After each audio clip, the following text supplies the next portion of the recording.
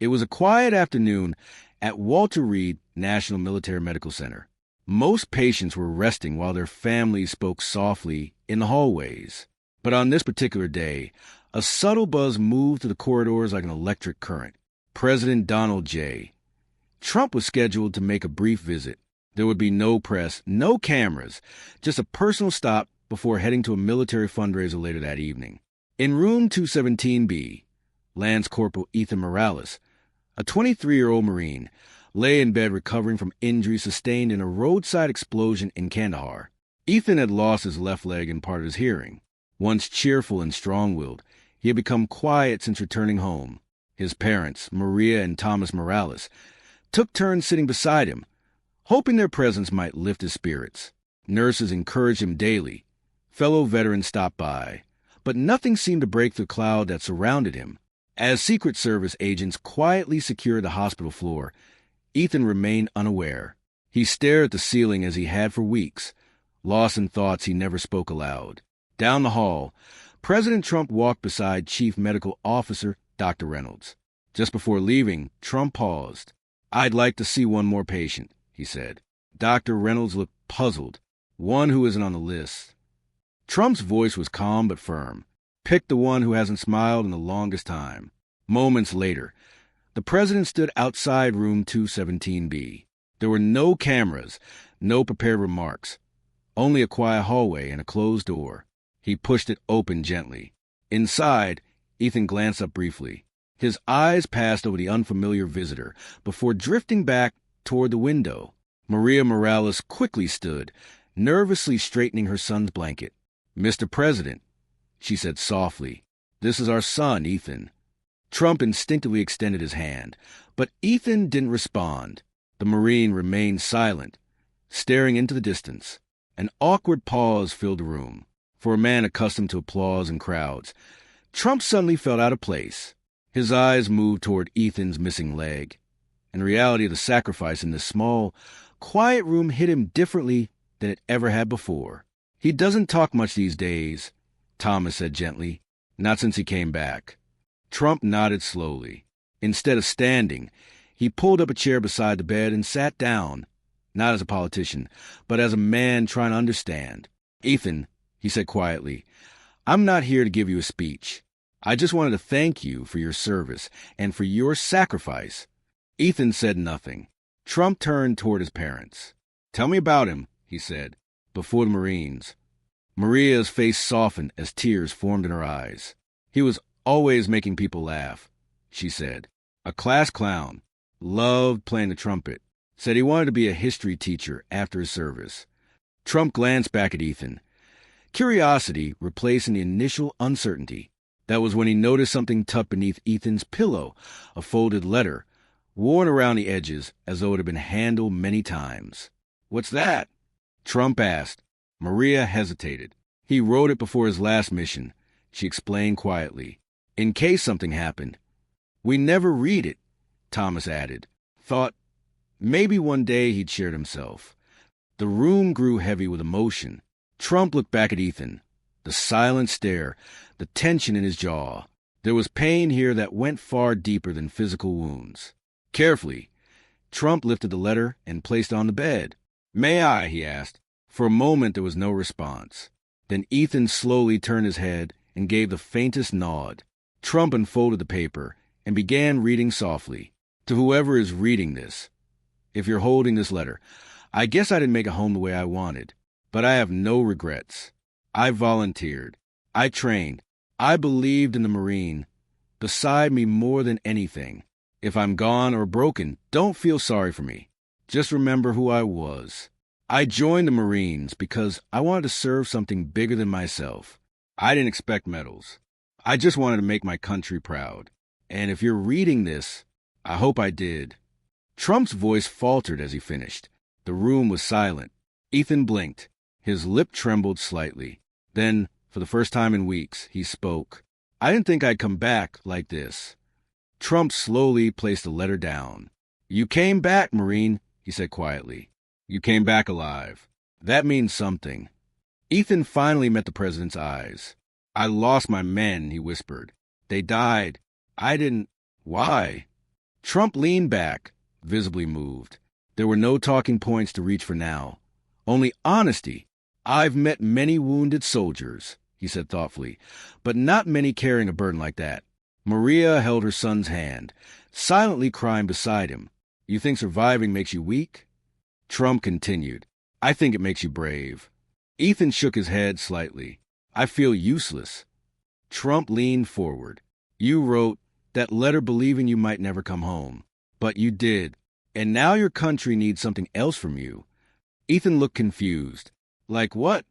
Trump gave a small smile. Your voice. The words seemed to echo through the room. For the first time since returning home, Ethan felt something shift inside him. Not despair, but possibility. He wasn't just a wounded Marine in a hospital bed. He was a survivor with a story worth telling. Before leaving, Trump reached into his jacket and pulled out a small coin, a Commander-in-Chief's medallion.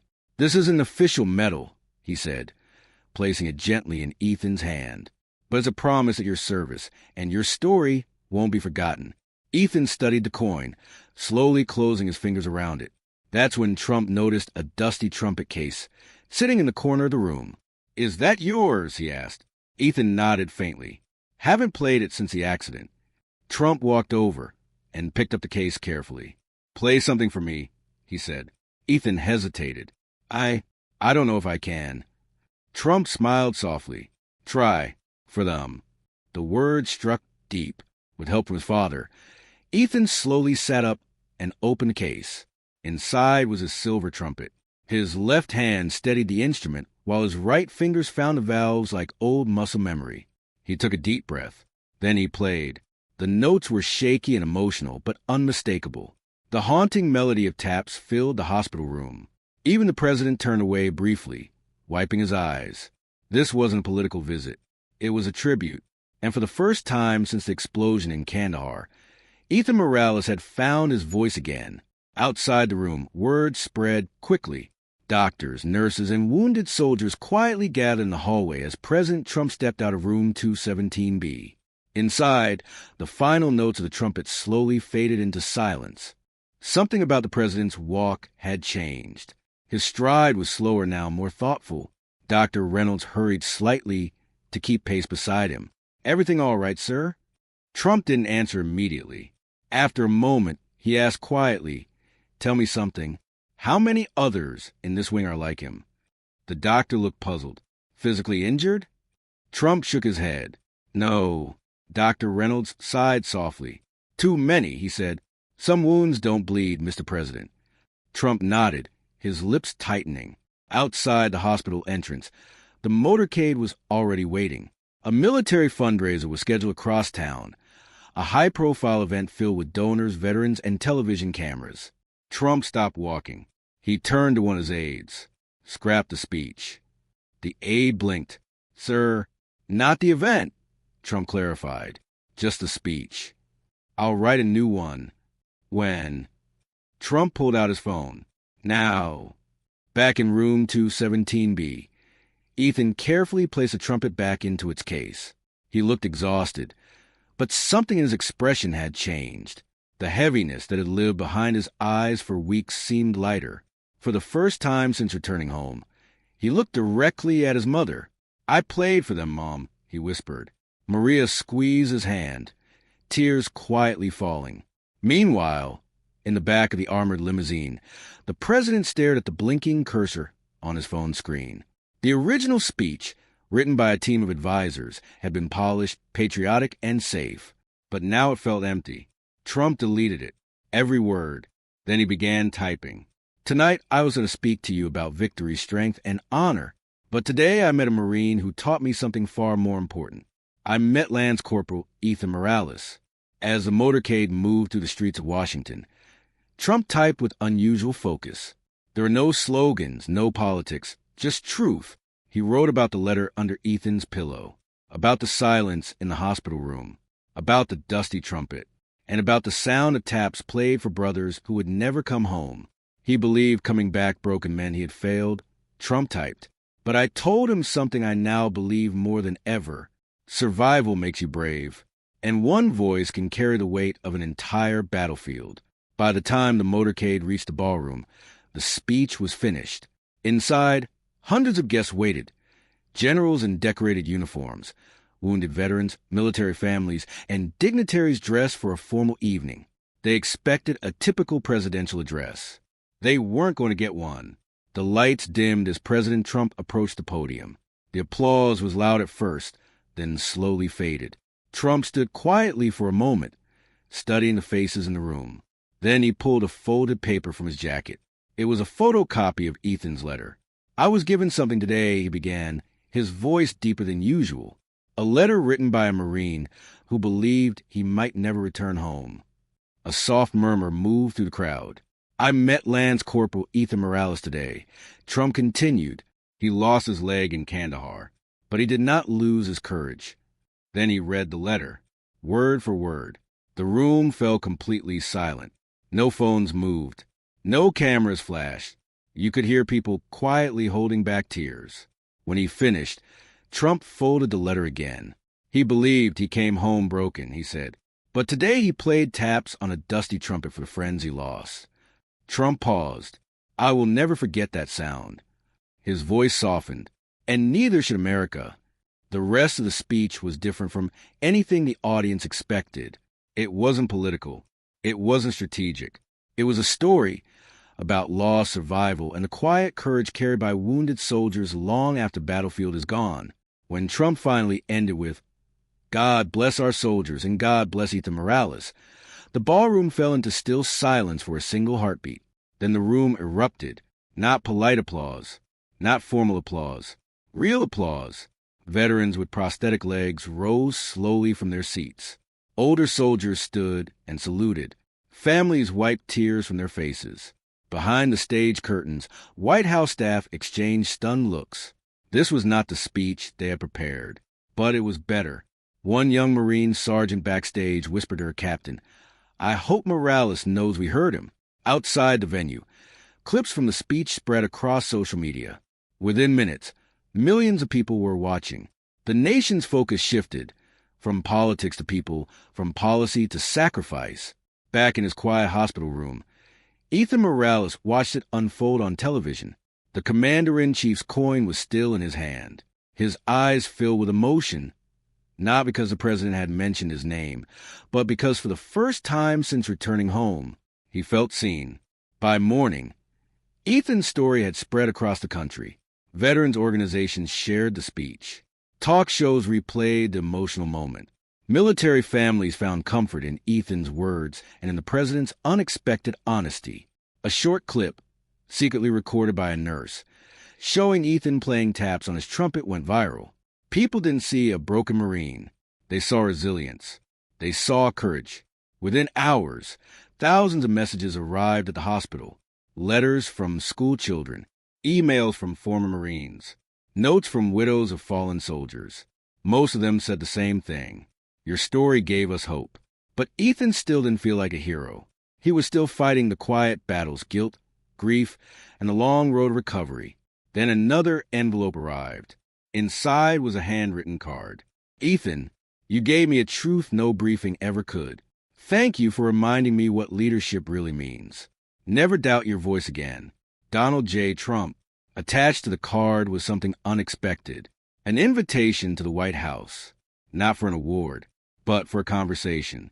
2 days later, the hospital phone rang. It was a private line. Only a handful of people had that number. Lance Corporal Morales? The voice was familiar. Ethan blinked. "Mr. President?" Trump chuckled softly. "Didn't think I'd call?" "Honestly, no, sir." Trump's voice was relaxed, almost friendly. "I've been thinking about something," he said. "America doesn't need more perfect speeches. It needs real stories like yours." Ethan stayed quiet. "You wrote that letter believing you might never come home," Trump continued. "But you did. And I want you to help me do something meaningful." Ethan swallowed. "Like what?" Trump paused. "Help me write the Memorial Day speech." Ethan's heart started pounding. "Me? I'm not a writer." "You're a Marine," Trump replied, "and a survivor. That's all that matters." Ethan looked down at the space where his leg once was, then at the trumpet case resting against the wall. For the first time, he didn't feel like hiding from his story. He wanted to tell it. The next day, Ethan began writing. At first, it was difficult. Every memory hurt. Survivor's guilt whispered cruel thoughts in his mind.